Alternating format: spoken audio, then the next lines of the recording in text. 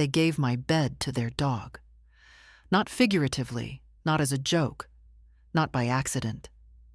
I walked into my own bedroom, my sanctuary for almost 4 decades, and found a golden retriever sprawled across my mattress, snoring softly, while my pillow lay on the floor like a piece of trash. And my son, standing there with arms folded, as if this were the most natural arrangement in the world, said, "Mom, Daisy needs a softer place to sleep. She's getting old." Old. At 78, I suppose I should have appreciated the solidarity. But even a tired old woman can feel the sting of disrespect sharper than a knife. I stood very still, my hand on the doorframe, pretending my balance faltered so they wouldn't see what truly shook in me. My bed, my room, my husband's dresser, the same one we bought when we were both still young enough to argue about the color of wood. And now his things were pushed aside to make room for a dog bed they didn't even bother to unpack before tossing onto the floor, my floor, where Daisy had apparently decided it was beneath her. Sharon didn't even look up from her phone. "We moved your things into the laundry room, Eleanor. It's closer to the bathroom anyway." Safer for you. Safer. How quickly that word becomes a leash around an old woman's throat. I didn't answer. Words don't come easily when the people you once held as babies now speak to you as if you were a misplaced piece of furniture. I simply nodded, because nodding was the only thing left they hadn't taken from me. I walked down the hallway, my hallway, though it hadn't felt like mine in a long while, and opened the door to the laundry room. They'd placed a narrow folding cot against the washing machine. No blanket, no pillow. An unspoken message in crisp daylight. The smell of detergent and damp towels hit me first. The humiliation came second, slow and heavy, like settling dust. For months, I'd been telling myself that letting Michael's family stay was temporary. A kindness. A chance for them to save money after they fell behind. I let them move into the spare room, then the office, then the den. Each step, a small surrender, a compromise, a mother's soft place, the one children walk over because they can. But this was the first time I understood they hadn't simply moved into my house. They had moved me out of it.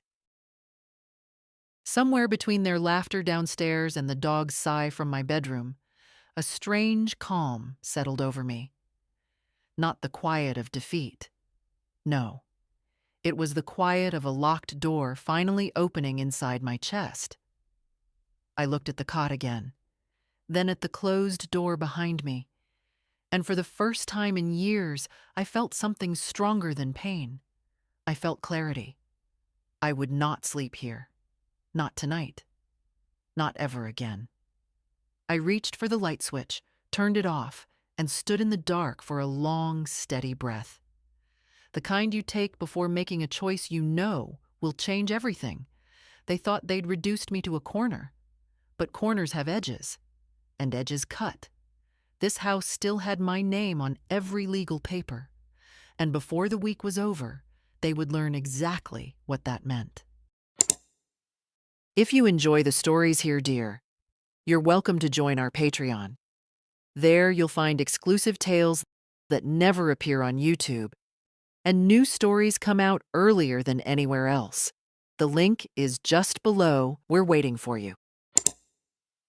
People think disrespect arrives like a storm, loud, sudden, impossible to miss. But in truth, it seeps in like dampness under a door, slowly, silently, until the floorboards swell and crack, and you realize the house has been rotting for years. When Michael first asked if they could stay for a month or two, he stood in my doorway with that polite smile he must have practiced in the mirror. Sharon hovered behind him, pretending to admire my rose bushes while tapping impatiently on her phone. They'd had a setback, he said. A temporary struggle. Just a little help, Mom. I didn't ask for details. Mothers rarely do. They moved into the guest room first. I washed the sheets, placed flowers on the nightstand, set out fresh towels like a hotel clerk, eager for a 5-star review. In those early weeks, Sharon tried, at least on the surface. She complimented my cooking, brought me tea, told me she admired how independent I was at my age. Funny how independence is praised right up until it becomes inconvenient for the people around you. After a month, they asked if their children could take over the office, just until we sort out arrangements. I agreed, of course. What grandmother wouldn't? I boxed up my papers, my sewing kit, my late husband's notebooks. I stacked them neatly in the attic, promising myself I'd reorganize everything later. Later never came. The den went next. We need a play area, Michael insisted, though the children mostly used it as a place to scatter toys like breadcrumbs through my house. Soon the living room followed. Sharon said the furniture was old-fashioned, and before I'd even formed a reply, 2 strangers from a moving service hauled out my coffee table, then my bookshelf, then the armchair where I'd spent mornings drinking tea for nearly 40 years. I watched my home shrink one room at a time, and each time I told myself it was temporary. A mother's mercy is sometimes indistinguishable from denial. It wasn't just space they took, it was air. They stopped asking before rearranging things, stopped knocking before entering my room, stopped pretending they lived with me and not over me. I found my kitchen reorganized 3 separate times. The mugs I liked were placed on a high shelf I couldn't reach. The spices I used were pushed to the back. Sharon once patted my hand and said, "It's better if everything has a logical system." Logical for whom? Dinner became the moment when I understood just how quiet a voice can become in a house that no longer belongs to you. They talked around me, over me, through me, as if I'd become a ghost who occasionally passed through solid walls but never left a mark. If I offered a suggestion, it was dismissed. If I mentioned something about the past, Sharon rolled her eyes in that subtle way young people think the elderly don't notice. But we notice. We always notice. I told myself I should speak up, but every time I opened my mouth, I saw Michael's jaw tighten, and I swallowed the words like bitter pills. That's the trouble with raising children to be ungrateful. You never realize you're doing it until it's too late. The day they took the laundry room for storage and suggested I temporarily sleep in the corner of the den, I nearly protested. But then Michael said something that stuck inside me like a thorn. "Mom, you're making this more complicated than it needs to be." As if I were the burden. As if their comfort justified my disappearance. I complied like I always did. I smiled. I nodded. I retreated. But every small surrender was a thread pulled loose, and eventually, the seam of a life begins to gape. By the time they gave my bed to their dog, that seam had split wide open, and though they didn't know it yet, the woman they thought they could fold into a corner had already begun stitching her spine back together, quietly, steadily, in the only place no one had taken from her. Inside. Silence can be a weapon, but in my house, it became a habit. A learned response, the way a person stops touching a hot stove after being burned enough times. I didn't choose to fade into quiet. I simply adjusted to the temperature of the people around me. At dinner, Michael would talk about his work as if delivering a speech to an audience who'd paid for tickets. Sharon would nod at all the right places, correcting him gently whenever he misquoted someone or exaggerated a detail. Their children would interrupt with stories from school, funny, loud, careless, and somewhere in the middle of all that noise sat an old woman who had once raised a family in this house, her voice growing smaller with every passing meal. Sometimes I tried to participate. I'd say, "That reminds me of when your father," but Michael would cut in, "Mom, can we stay on topic?" As if stories of their own childhood were irrelevant, clutter in the conversation. Or I'd ask the children about their classes. They'd answer without looking up from their screens, thumbs tapping out silent rhythms that had nothing to do with me. Sharon would sigh, almost pitying, as though I were too old-fashioned to understand the world they lived in. When did my presence become background noise? I can't pinpoint the moment. I suspect it was never a single moment at all, just a steady erosion. They used to ask for my opinion, on recipes, on curtains, on whether a certain shirt made Michael look too pale. But now, choices were made without me. I'd come into the kitchen and find new brands of food I'd never bought. I'd walk into the living room and see furniture angled differently. I'd open my closet and realize Sharon had reorganized for my convenience again. Convenience. Another leash word. It wasn't that they hated me. No. Indifference is much quieter than hatred. It settles over you like dust, coating your skin until you begin to disappear even from yourself. They still said thank you when I handed them something. They still hugged me on their way out the door, quick, polite, distracted. They still remembered my birthday, though last year I received a digital gift card sent at 11:58 p.m. Kind gestures, all of them. Just not the kind that make a person feel seen. I didn't cry. I'm past the age where tears offer relief. Instead, I folded myself into smaller and smaller spaces inside the home I once filled with my voice, my music, my stubborn opinions. I learned the art of stepping aside, physically, emotionally, spiritually. When a person steps aside long enough, she forgets how to take her place again. The only creature who seemed to notice me was Daisy. She'd trot over and rest her chin on my knee, eyes soft, tail slow as a metronome. When Michael scolded her for it, "Leave Grandma alone, she needs to rest," I had to look away. The irony might have choked me otherwise, but ghosts don't need rest. They drift, they hover, they wait. It might sound dramatic to say I became a ghost in my own home, but that's exactly what happened. I learned to move silently so I wouldn't interrupt.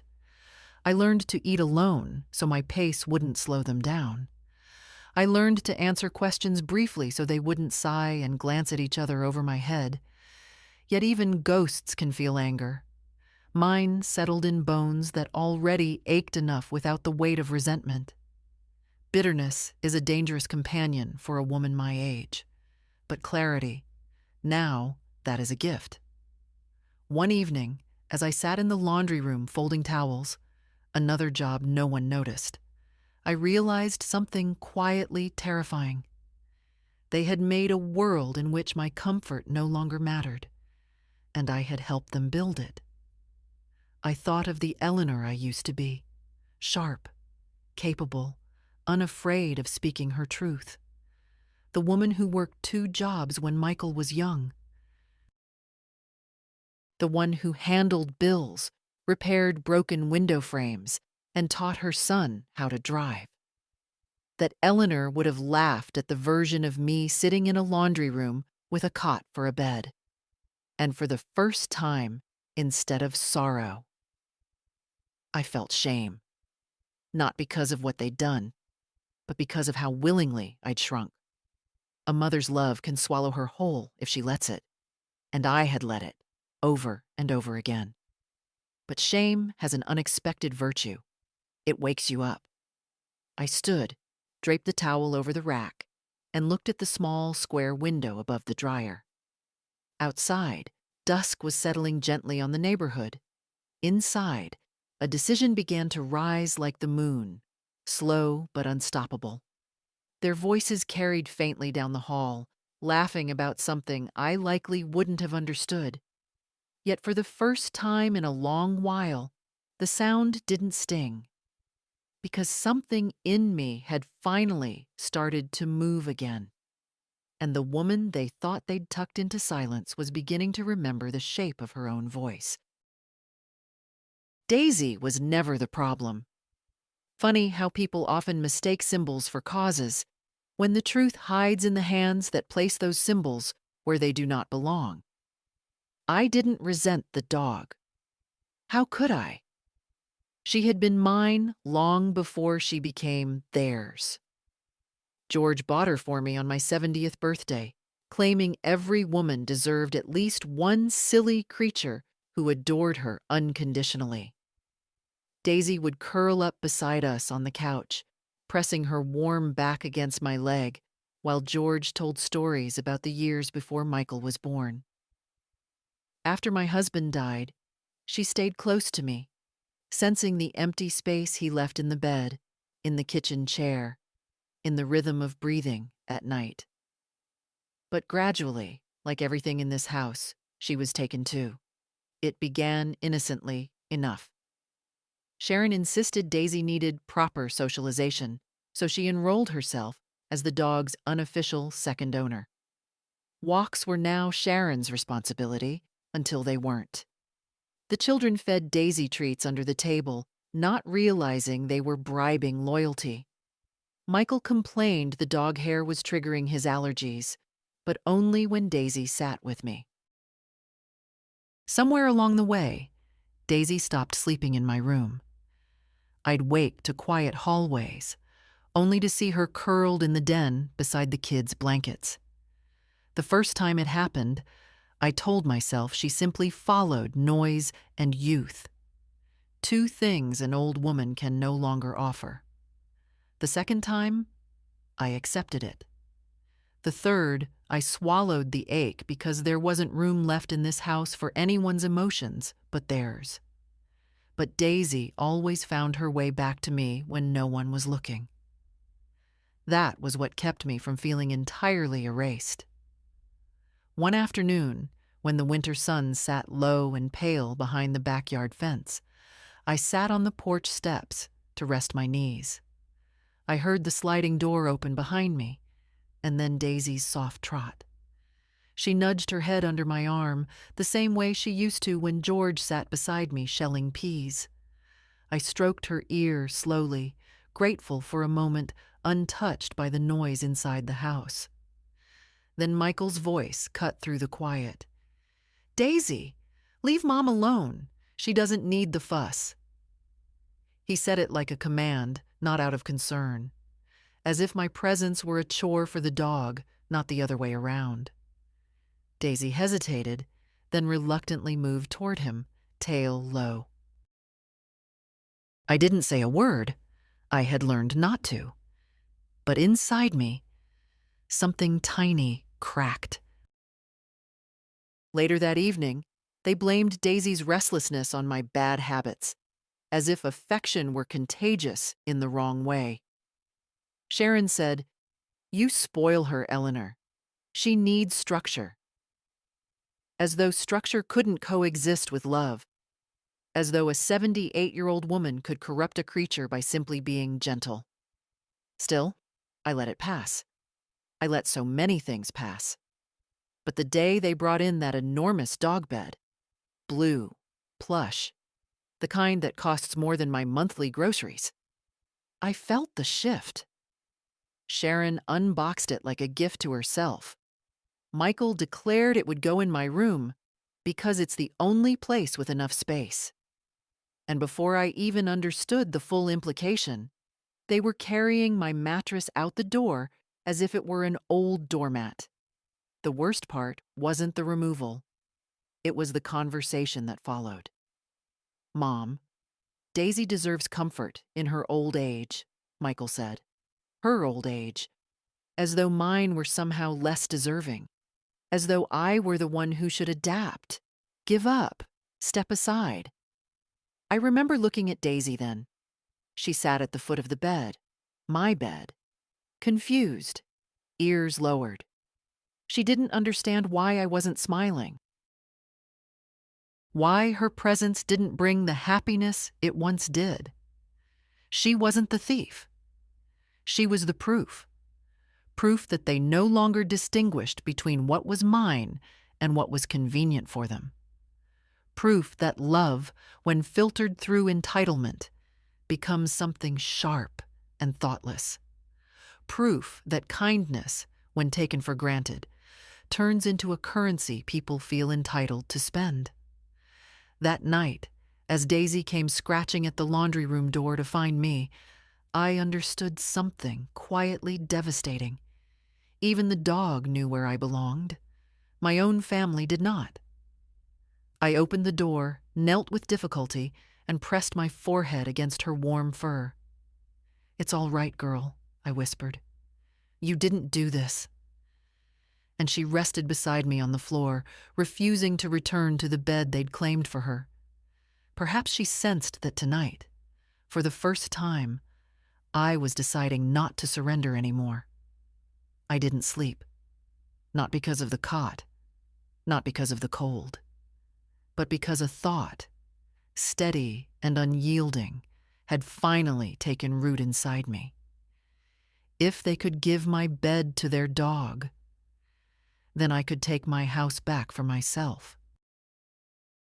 Money has a way of blurring boundaries, especially when the hands that give it are aging and the hands that receive it are young, hurried, and always just a little short on something. I used to believe generosity was a virtue you passed down, like a family recipe. But somewhere between the first check I wrote and the last one they quietly expected, generosity became obligation, and obligation became silence. It began long before they moved in. Michael called one evening, voice tight, apologetic in that practiced way he uses when he needs something. "Mom, we're in a bit of a bind. Just for this month. We'll pay you back." The phrase, "we'll pay you back," was the garnish he sprinkled on every request, though no repayment ever arrived, and eventually, the garnish stopped being offered at all. I didn't mind at first. A mother helps her son. It's what we do. But help, when repeated without gratitude, begins to feel like tribute. There were the missed rent payments on their apartment. Then the surprise medical bill for one of the children. Then a car repair. Then another car repair.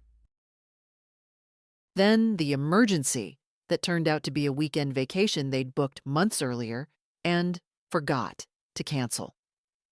When I gently asked why they didn't tell me the truth, Sharon laughed and said, "Oh, Eleanor, you worry too much. It was just a small getaway." Small, yes, but not for me. Still, I opened my checkbook each time. Because that's what mothers do. Because that's what widows do when their only son still needs them. Because I wanted to believe I mattered to them beyond the money.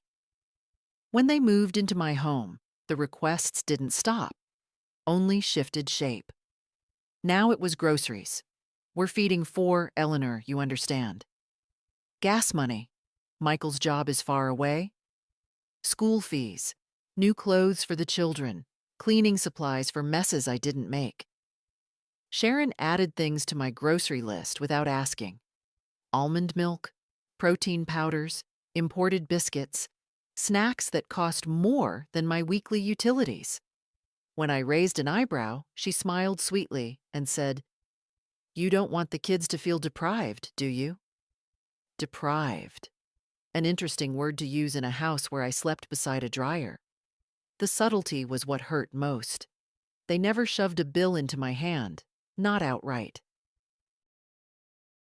They left them on the kitchen counter, under my teacup, near my reading glasses, as if the bills themselves had chosen me out of affection.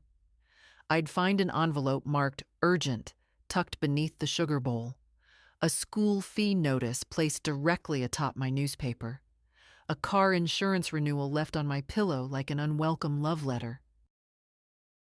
At first, I thought these were coincidences. Then I realized coincidences rarely stack themselves with such precision. One afternoon, Michael approached me in the kitchen, rubbing the back of his neck. "Mom, about the credit card payment, it bounced. We just need a little help this week. Things are tight." Things were always tight, except for the days they weren't. Like the day a package arrived, an expensive smart speaker for the kids, or the time Sharon came home with new shoes that cost more than my entire wardrobe, or when they ordered takeout from upscale restaurants while I ate leftovers, because it's better for your digestion, Eleanor.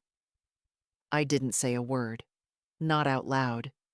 But inside, a quiet arithmetic formed, a tally, not of dollars, but of disregard. What struck me hardest was not the money itself. Money comes and goes. I'd lived long enough to know that.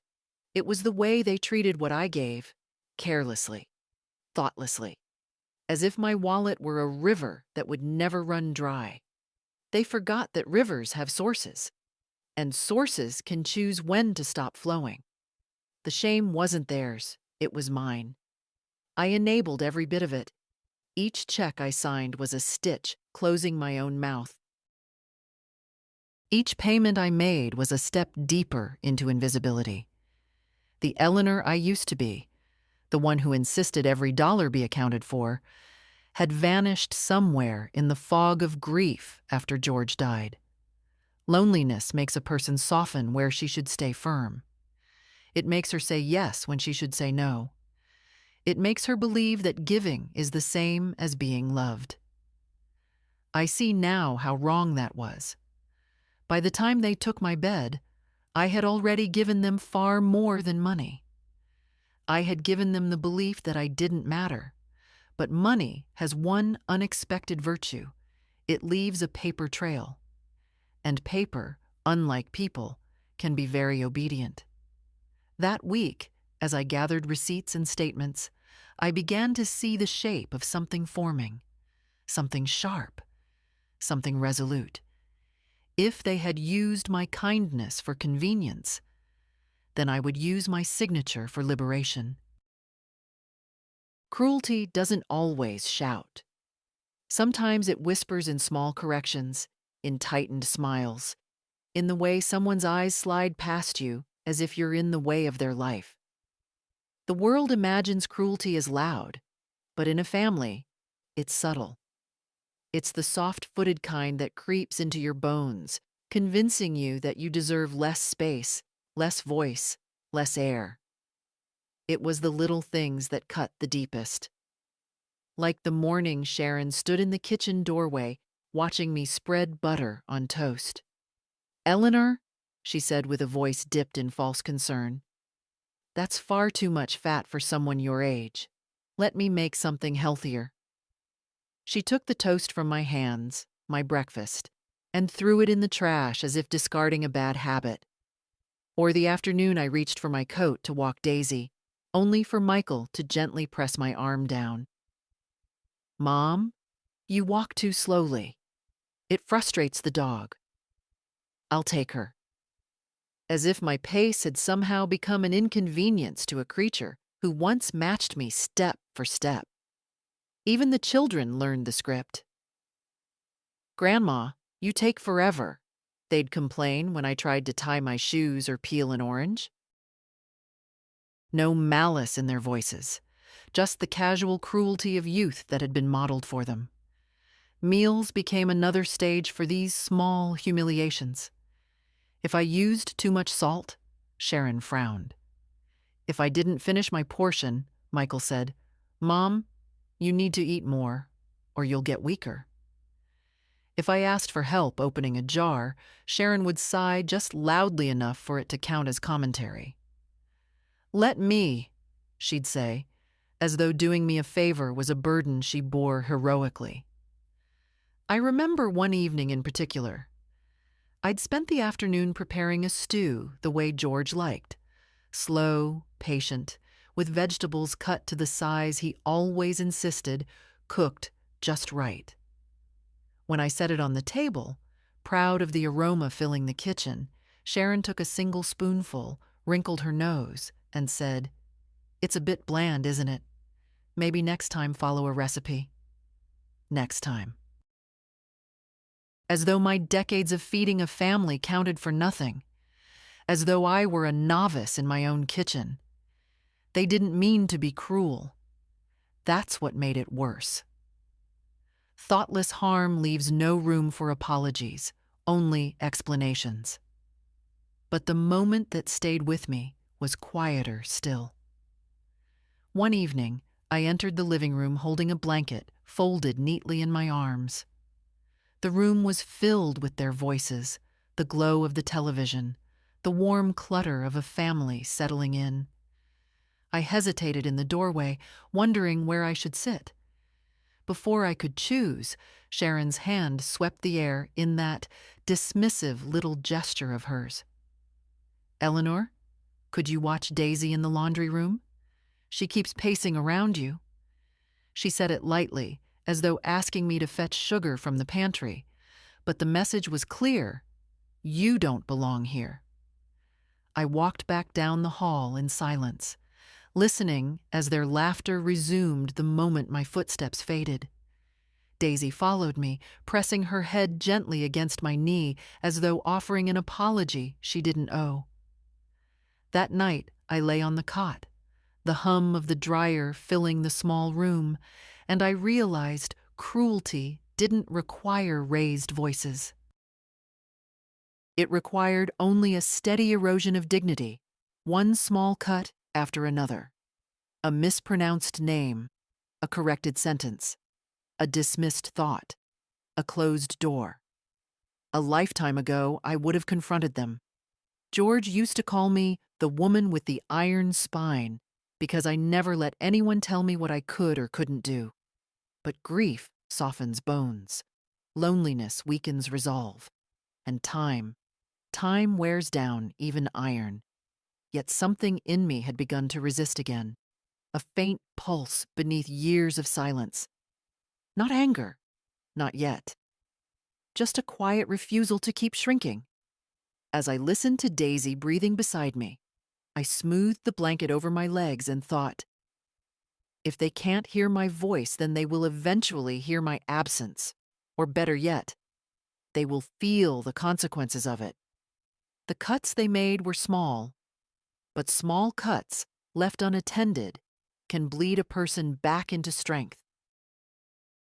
A house doesn't stop being yours the moment someone else fills its rooms, but it can start feeling foreign long before that.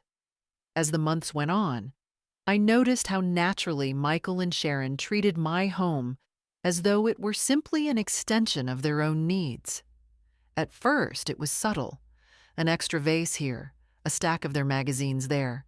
Then it grew bolder. My framed photographs were replaced with theirs. My kitchen towels disappeared, replaced by brightly patterned ones Sharon insisted were more modern. Even the scent of the house changed. Gone was the gentle lavender oil I'd used for years, replaced by a harsh citrus spray Sharon preferred.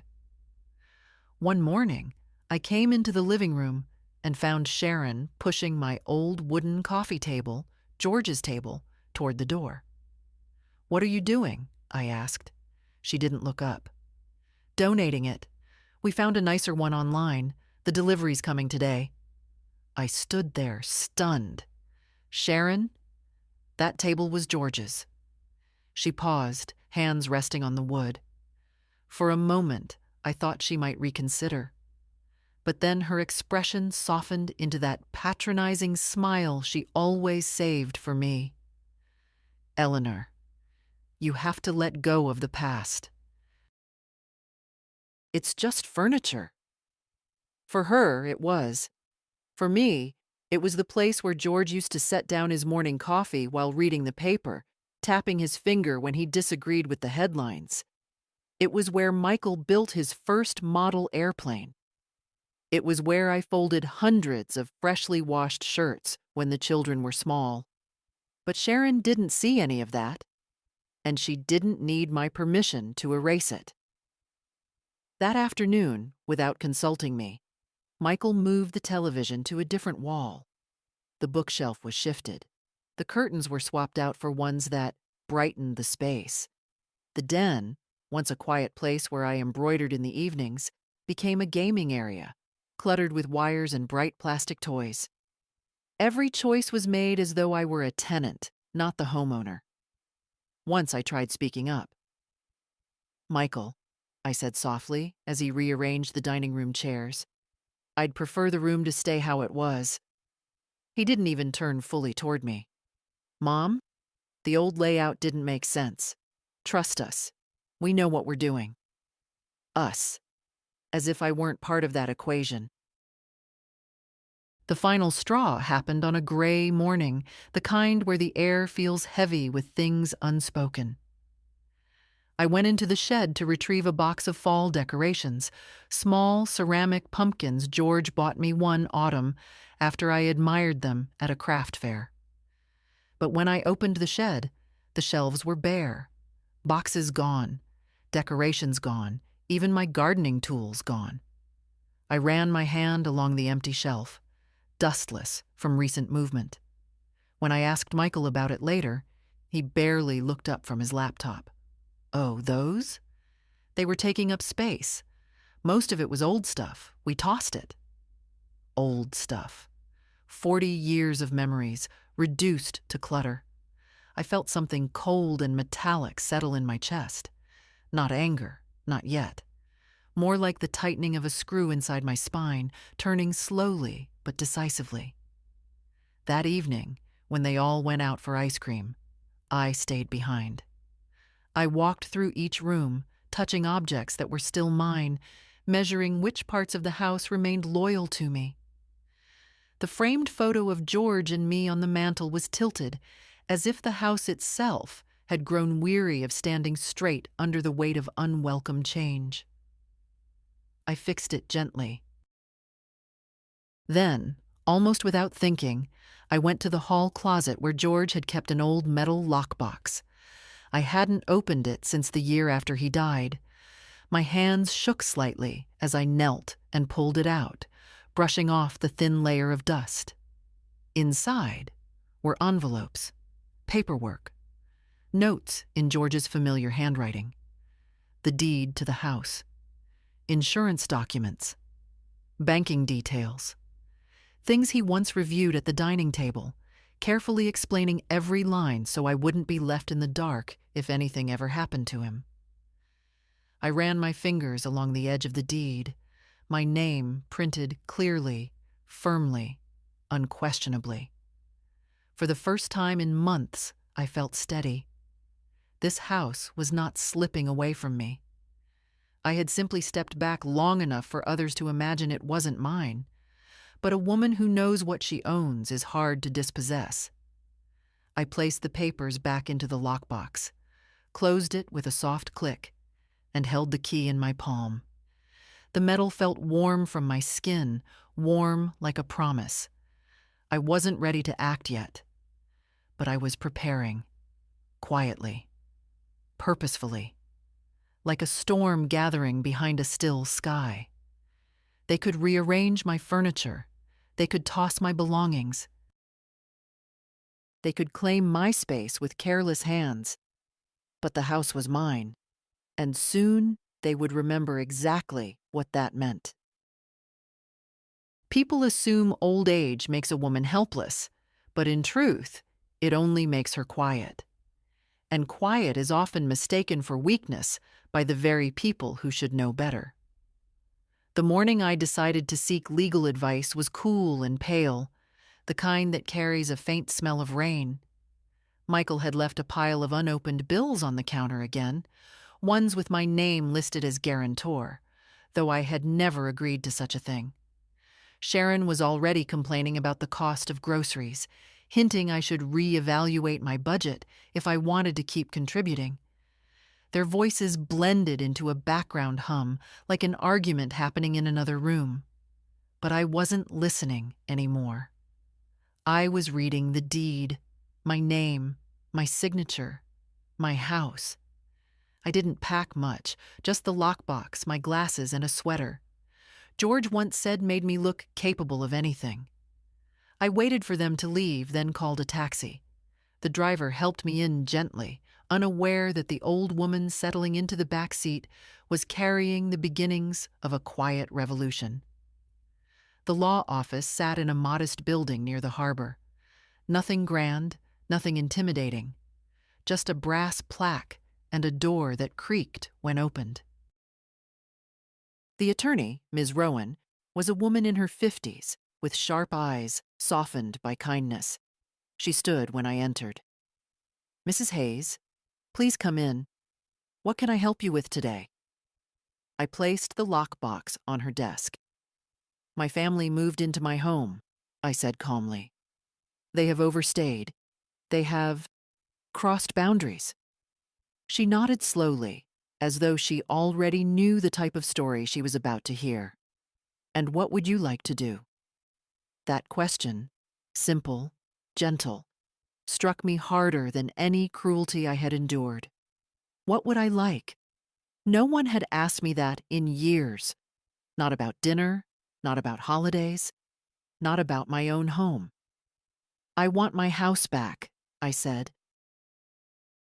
Her eyes softened, but her posture straightened. "Then let's begin." She reviewed my documents meticulously, line by line, occasionally adjusting her glasses or making notes. The deed confirmed what I already knew. The house was solely mine. No co-owners, no liens, no legal obstacles. "You have every right," she said, "to remove anyone living in your home without permission, family or not." The word family landed heavily. Not painful, just factual. She explained the process. Formal written notices, legal timeframes, signatures filed with the county. Everything above board, clean, impossible to contest. The law may not always be compassionate, but it is wonderfully clear. I listened, steady as a stone, while she prepared the first set of documents. She slid them toward me, her pen waiting. "These will begin the process. When you're ready, you'll sign here." My hand hovered over the page, not trembling, just pausing long enough to acknowledge the weight of the moment. The end of an old life. The beginning of a new one. For years, I had allowed their needs to override my rights, their voices to drown out my own. But here, in this quiet office, my voice returned to me. I signed. The pen glided smoothly, without hesitation. It felt like reclaiming breath. When I left the office, the sky had brightened. A breeze came off the harbor carrying the scent of salt and something else. Something like possibility. I stood there for a moment, letting the wind brush across my face, and felt taller than I had in years. I was no longer waiting for them to treat me better. I was preparing for the day they would face the consequences of treating me poorly. The world often forgets that an old woman with a backbone is a force to be reckoned with. And by the time I got home, I knew exactly what I needed to do next. The drive home felt different that day. Not shorter, not longer, simply clearer, as if the world had sharpened its edges while I was in that law office. I sat in the back seat of the taxi with the lockbox on my lap, holding it the way other women might hold a fragile vase. But nothing about what was inside felt fragile to me anymore. Power doesn't always roar. Sometimes it hums quietly beneath your ribs, steady as breath. The taxi rolled past familiar streets, the bakery George used to favor for its honest bread, the old church where Michael was baptized, the row of maple trees that turned into yellow torches every autumn. I had lived in this town my entire life, raised a family, buried a husband, built routines like scaffolding around my days. Yet I realized, with painful clarity, that I had let others dismantle those routines piece by piece. Not anymore. Not after today. The driver glanced at me in the mirror. "You okay back there, ma'am?" "I'm fine," I said. And for the first time in a long while, it was true. As we approached my neighborhood, the houses seemed smaller than I remembered, as if they were bowing, not out of submission, but out of recognition. I wasn't returning home as the woman who left. I was returning as someone who had finally remembered she owned the ground she walked on.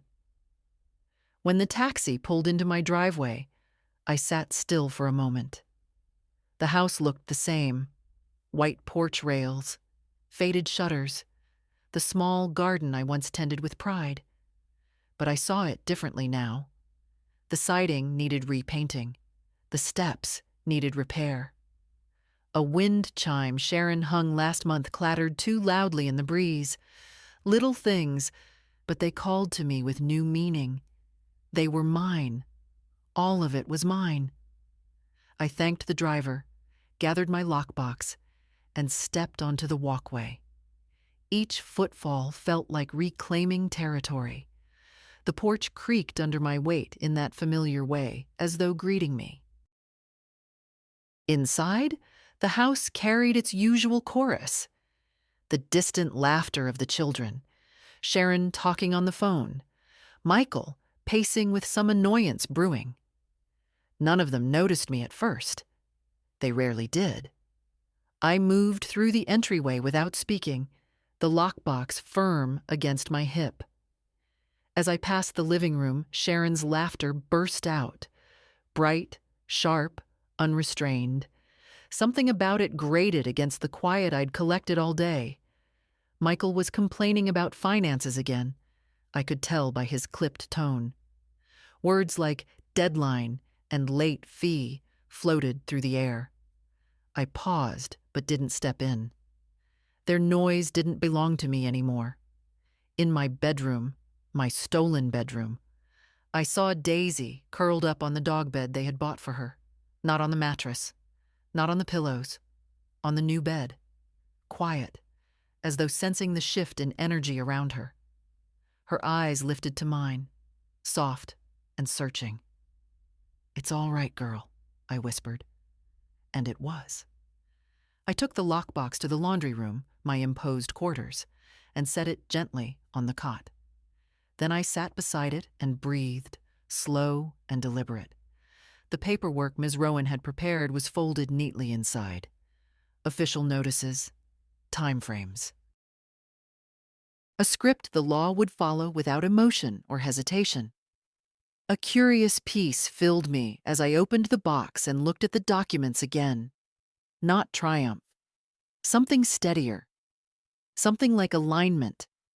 As though the world had stopped tilting beneath my feet. I did not rush. Power doesn't need haste. I simply reviewed each page, tracing the edges with my fingertip, acknowledging the weight they carried. When I finished, I closed the lockbox and placed my hand on top of it. This wasn't anger. It wasn't revenge. It was restoration. Outside the laundry room, the house hummed with life that wasn't mine. Doors opening and closing, voices rising and fading, plans being made without me. But soon, very soon, those sounds would change. For now I sat quietly, letting the calm spread through me like warm water.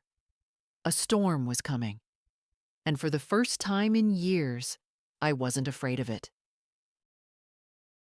The last straw didn't arrive with shouting or slamming doors. It came quietly, like all the others, so quietly that for a moment I wondered if I was imagining the cruelty of it. But no. Some humiliations are unmistakable, even when delivered in soft voices. It was a Thursday evening, the kind where the sky turns lavender before slipping into darkness. I was folding towels in the laundry room, the room they insisted was more appropriate for me, when I heard Michael and Sharon whispering down the hall. Their whispers weren't meant for secrecy. They were meant to exclude. There's a difference you learn to recognize when you've spent enough time as the afterthought in your own home. I can't take this negativity anymore, Sharon said, her voice tense. Your mother keeps making faces when I change things. It ruins the whole atmosphere of the house. The house, not her house. The house. Michael sighed. She's set in her ways. You know how old people get. She'll adjust. Adjust. Another leash word. I kept folding. One corner, then another. Anyway, Sharon continued, we've decided Daisy shouldn't go into the laundry room anymore. It smells like detergent, and she gets restless. I want her to sleep somewhere comfortable, somewhere peaceful. A pause. Then Michael's voice, softer. She should just stay in our room? Or maybe Mom's old room? My hands froze mid-fold. Sharon laughed lightly. Oh, please. Eleanor doesn't need a whole bedroom. She barely uses any space. The laundry room is fine for her. Michael's silence was agreement. I felt something click inside me. Not a snap, not a break. Something mechanical, functional. A gear sliding into place. Later that night, when the house settled into its evening rhythm, I walked toward the kitchen to make tea. As I rounded the corner, I found them standing in my old bedroom, their bedroom now, adjusting the position of the dog bed. Daisy was already curled in the center of the mattress I had slept on for 38 years. I didn't speak. Neither did they. Sharon looked at me with a smile so polished, it reflected every ounce of condescension she felt. We moved Daisy's things here. She sleeps better on a real bed. A real bed. My bed. I looked at Daisy, who lifted her head, tail thumping slowly, unsure why the air had become so tense. The poor creature didn't understand the drama unfolding around her. She wasn't the villain. She was the pawn. I murmured her name, and she hopped down to nuzzle my hand. Sharon clucked her tongue. Daisy. No. Stay. Grandma needs to rest. Rest. In the laundry room, next to the dryer, on a cot that folded in half when you moved wrong. I stepped backward until the hallway met the soles of my shoes. Michael rubbed his forehead with weary irritation. Mom, please don't make this harder. We're doing the best we can. The best they can. I nodded once, slowly, as though absorbing his words. But I wasn't absorbing. I was concluding. Their best had become an erasure of my life. Their convenience had become my displacement. Their entitlement had become my silence. Not anymore. I went to the kitchen, boiled water, and sat at the table with my tea. Steam curled toward my face, warm and steady. I watched it until it disappeared. The house hummed with familiar noises, TV chatter, children's footsteps, the refrigerator cycling on. But tonight, the sounds seemed far away, like echoes from a home I once visited, but no longer lived in. I sipped my tea, savoring its heat. The decision wasn't dramatic. It didn't crash into me. It arrived calmly, like a woman knocking gently at her own door after years of being locked outside. Tomorrow, I would deliver the notices, not in anger, not in retaliation, but in restoration. I placed my empty cup in the sink, dried my hands on a towel, and walked slowly back to the laundry room. Daisy followed me halfway, then stopped, confused, torn between instinct and training. Go on, girl, I whispered. She whimpered, but turned back. I closed the door behind me. In the quiet darkness, I imagined the look on their faces when they opened those envelopes. Not gloating, just clarity. The kind clarity only a signature can deliver. A storm was coming, and for once, I would not be the one weathering it. The night before, a storm rarely feels like danger. It feels like stillness, a heavy, waiting stillness that settles on the skin and tells you something is about to shift. Permanently, irreversibly. That night, my house felt like it was holding its breath. Michael and Sharon had gone to bed earlier than usual. The children were tucked away behind closed doors. Even Daisy wandered the hallway only briefly before curling up near their room, though she paused in front of the laundry door as if expecting me to open it. I didn't. Not tonight. Tonight, I needed the silence to myself. I sat on the cot, the blankets neatly folded, the lockbox beside me like a companion. I opened it slowly, carefully, as though the papers inside were living things. In a way, they were. They carried a pulse. Mine. The notices lay on top, crisp, formal, without apology. I traced the edge of each envelope, feeling the weight of the decisions sealed inside them. There was no anger in me, only a deep, steady resolve.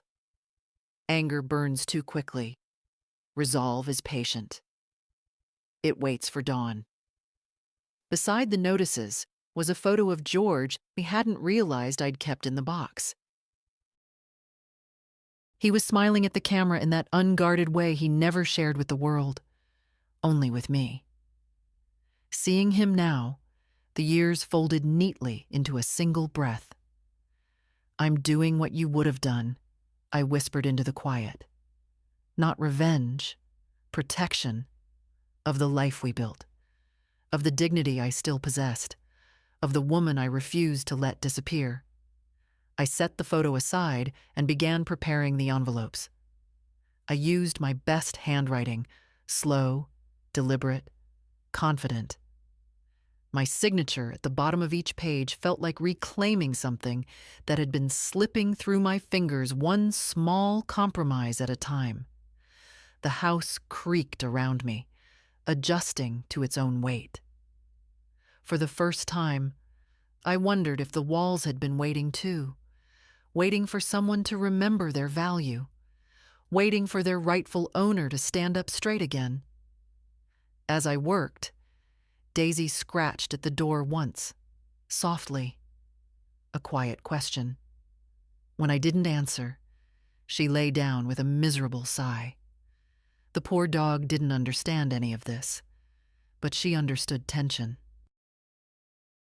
She felt the air thickening, felt the shift inside my voice when I told her, "Not tonight, girl." When everything was finished, I placed the envelopes in a neat stack on the small table beside the dryer. Tomorrow morning, they would sit at the kitchen table and drink coffee that wasn't mine from cups I no longer recognized. And they would find these waiting for them. Eviction notices. Legal. Final. Signed by the woman they had mistaken for Frail. I turned off the light and lay on the cot, though I knew sleep wouldn't come. The room was dark except for the faint glow under the door, the distant hum of the refrigerator, the soft murmur of wind brushing against the siding. In that darkness, I thought about the years I'd spent lowering my voice so theirs could rise, the meals I'd cooked that were deemed not quite right, the rooms of my home that had been taken, rearranged, dismissed as outdated, the space I occupied shrinking until I could fit inside a laundry room without anyone thinking it strange. But tomorrow the walls would shift again, not because they moved, but because I did. And I fell asleep, not with dread, but with a quiet certainty. The sun would rise. And so would I. Morning came without hesitation, as mornings often do, even when the people inside a house are not ready for what it carries. I woke before anyone else. Not from discomfort, though the cot was predictably unforgiving, but from purpose. Purpose is a better alarm clock than any ringing device. The house lay in that soft gray quiet before the day takes shape. I sat for a moment on the edge of the cot, smoothing my sweater, feeling the weight of the notices inside my cardigan pocket. My heart wasn't racing. In fact, it felt remarkably still, like a pond untouched by wind. When I opened the door, Daisy stood there waiting, tail wagging tentatively. She sensed something unusual. Animals always do. I scratched behind her ear, and she leaned into my hand, offering the kind of comfort no human in this house had offered in years. "Come on, girl," I whispered. She followed. In the kitchen, the early light washed across the countertops, catching dust motes in its beam. The quiet felt almost sacred. As I set the envelopes in the center of the kitchen table, I placed each one carefully, as though they were fragile items, not because the papers themselves were delicate, but because the truth inside them was sharp enough to cut.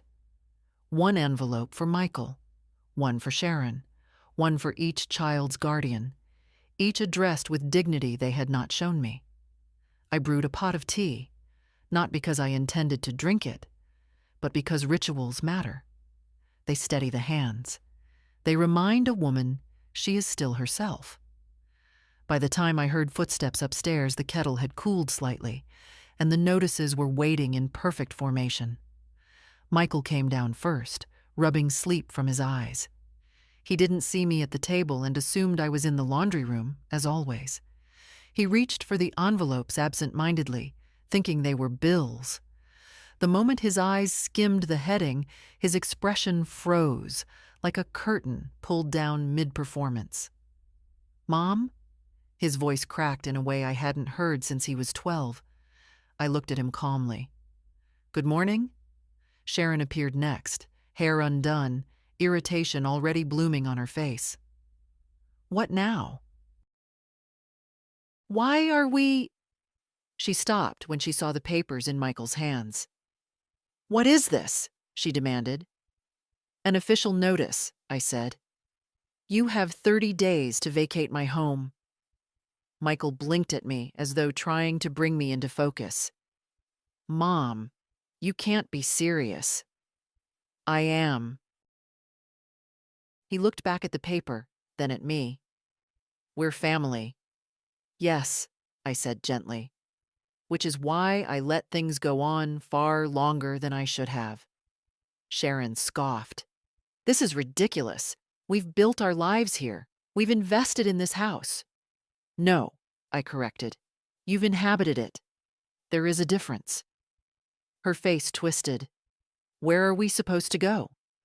"The same places you told your friends you'd find when you were ready to move out. I believe those were your words last month." Michael stepped toward me, palms out, as if approaching a frightened animal. "Mom, let's just talk about this." "Michael," I said softly, "I've tried talking. For months. Years. You did not hear me when I was quiet. So now you will hear the paper." He opened his mouth, closed it again, then sat heavily in a chair, elbows on the table. The children wandered in, still sleepy, sensing tension, but not understanding it. Sharon snapped at them to go upstairs. Her voice held more edge than it ever had with me. As the kids left, she rounded on me. "How dare you do this to us?" "How dare you treat my home as yours?" I replied, "and treat me as inconvenient." Silence. The kind that expands, filling every corner of a room. Michael finally spoke, his voice low. "We didn't mean to hurt you, Mom." "I know," I said. "That is what made it possible. Carelessness always feels gentler than cruelty, until you are the one being crushed by it." He lowered his eyes. "You have 30 days, I repeated. "The notices are legal. Everything is in order." Sharon opened her mouth to argue again, but something in my expression stopped her. Perhaps for the first time, she saw not frailty, not softness. but a boundary. A real one. I stood, steady on my feet. For years, I gave you space, I said quietly. Now, I am taking mine back. Daisy brushed against my leg, as if signaling the moment was complete. And with that, I walked out of the kitchen, leaving the storm behind me and stepping into my own calm. I didn't stay to watch their reactions, not out of fear, out of peace. Peace is a strange thing. Sometimes it arrives after you set the world on fire.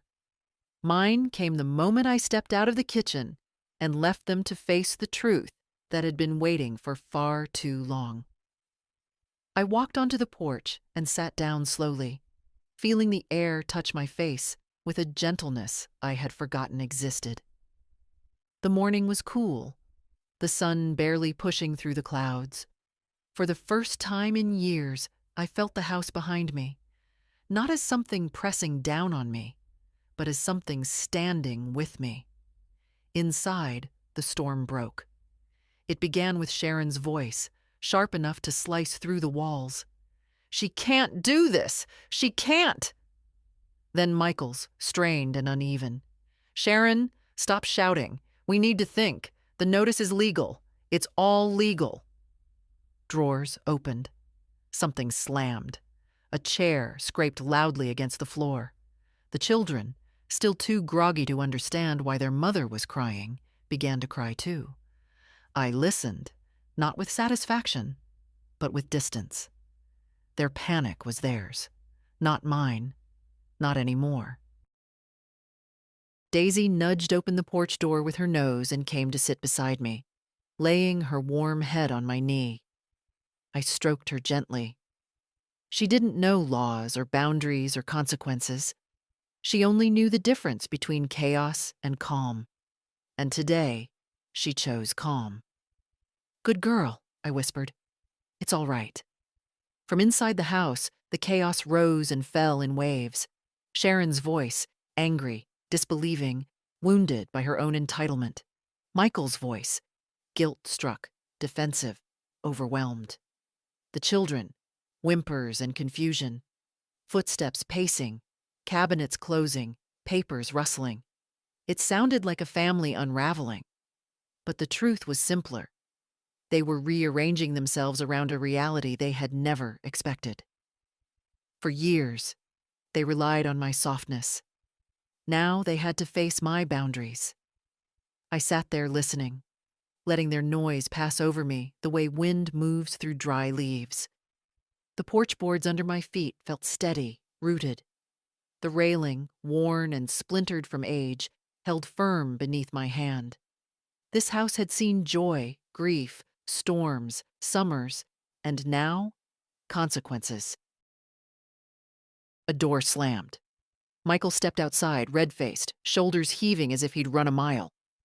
"Mom," he said, breathless, "please, let's talk."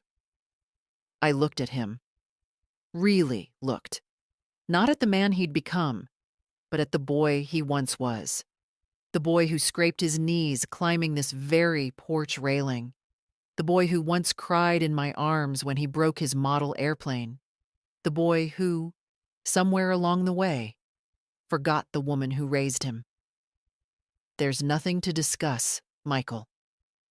He flinched, not from harshness, but from truth.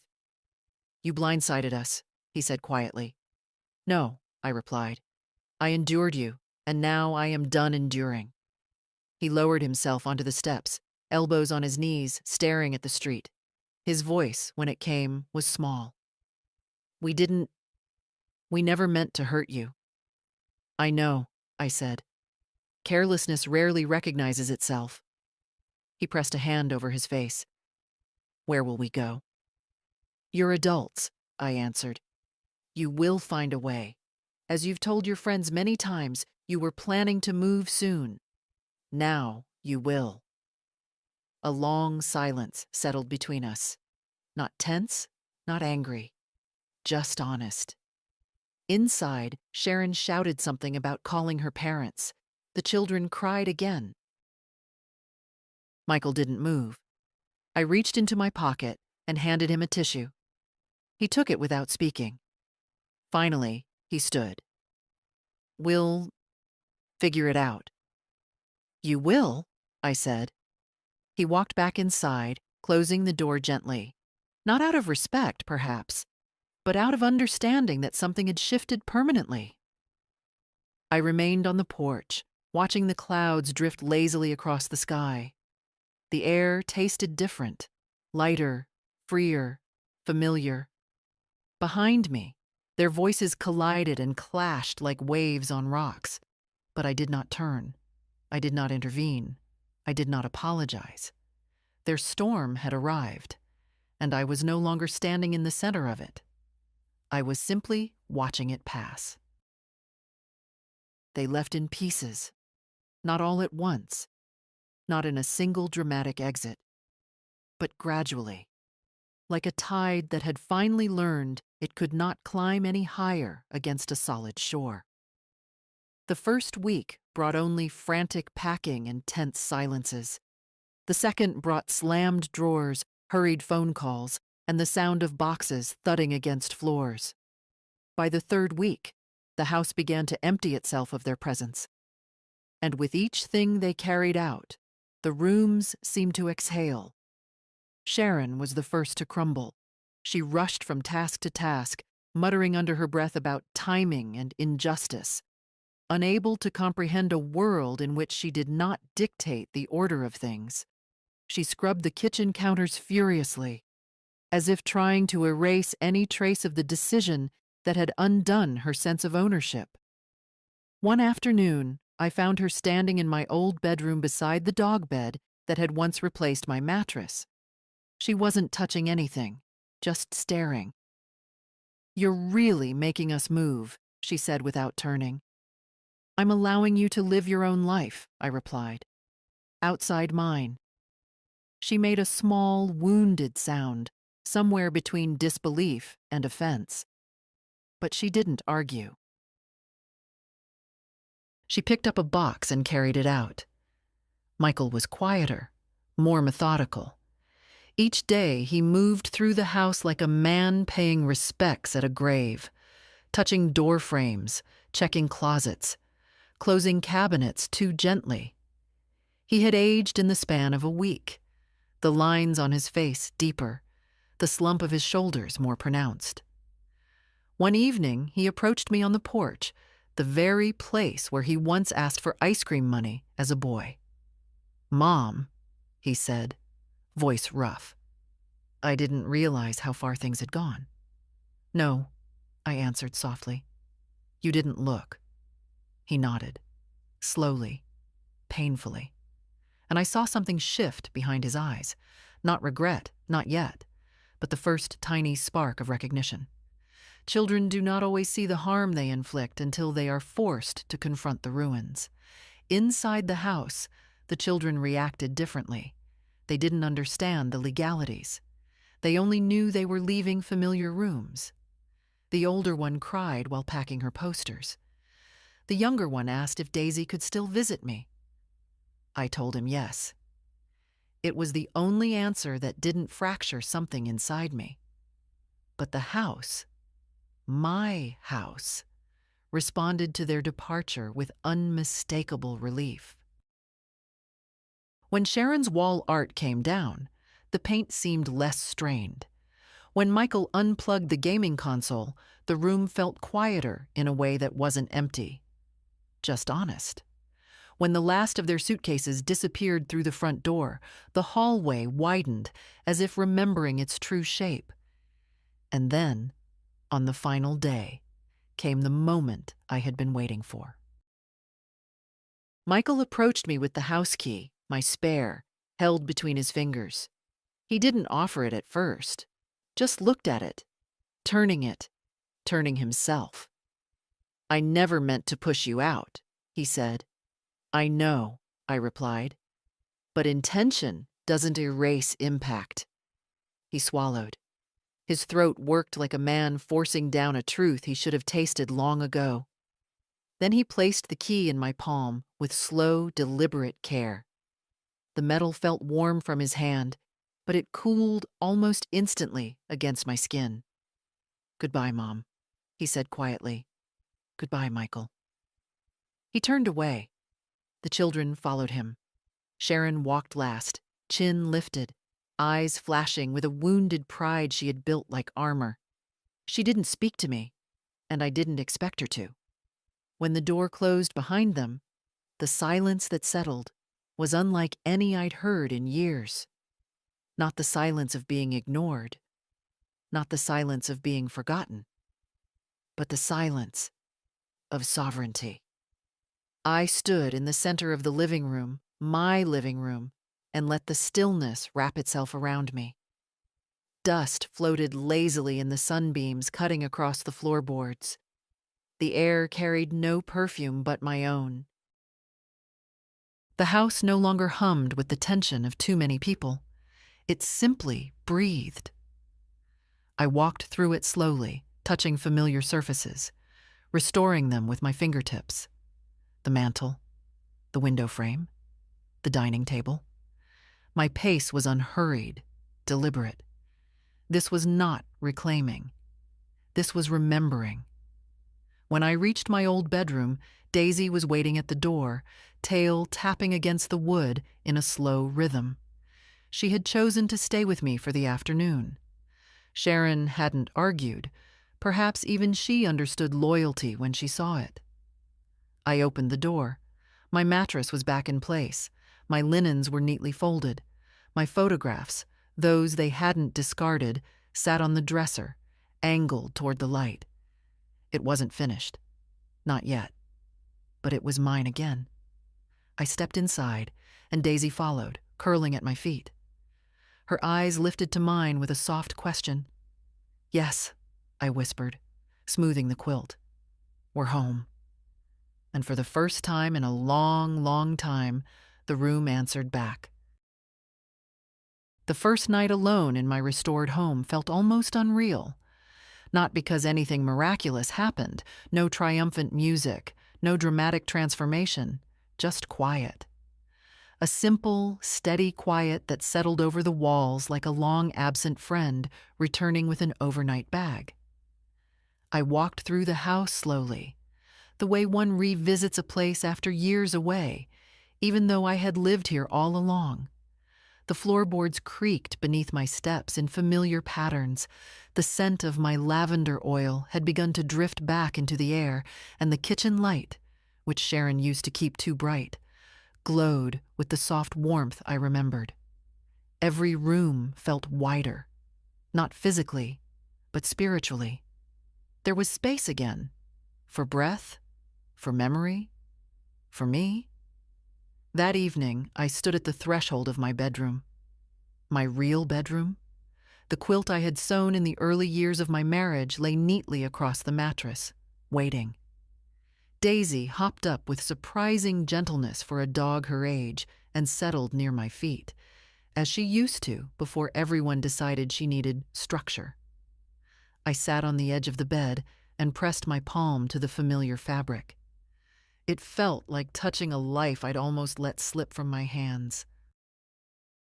The house made small, contented noises, wood shifting, the heater humming lightly, the wind brushing against the eaves. For once, none of it sounded like disruption. It sounded like home exhaling after holding tension for too long. When I finally lay down, the mattress welcomed me with a softness I had long forgotten. My body eased into it, joints loosening, breath deepening. Daisy sighed and nudged her nose against my ankle, as if confirming that the world had righted itself. I stared at the ceiling, where George and I used to trace imaginary constellations on sleepless nights. For the first time since he died, I didn't feel the ache of absence. I felt his steadiness, his quiet insistence that dignity is not a thing to surrender, even out of love. The house was mine again, but more importantly, I was mine again. I didn't fall asleep quickly. Old women rarely do. Instead, I drifted in and out of gentle thoughts, not of anger, not of victory, just of truth. that reclaiming a life doesn't always require shouting, that consequences can be delivered calmly, that self-respect sometimes arrives wearing legal shoes and a steady hand. As the night deepened, the past months fell away one by one until only a soft clarity remained. I turned onto my side, pulled the quilt a little higher, and whispered into the dark, "I'm home, George." And the quiet answered, as if it had been waiting to hear those words. Before sleep took me, I thought of other women. Women who feel themselves shrinking in the houses they built. Women who give and give until their hands are empty. Women who mistake silence for kindness. And so, if you're listening to my story now, let me tell you gently, don't wait for someone to return your dignity. It is already yours. Take it back when the moment comes, quietly or boldly, but take it back. Your life still belongs to you, and it is never too late to come home to yourself.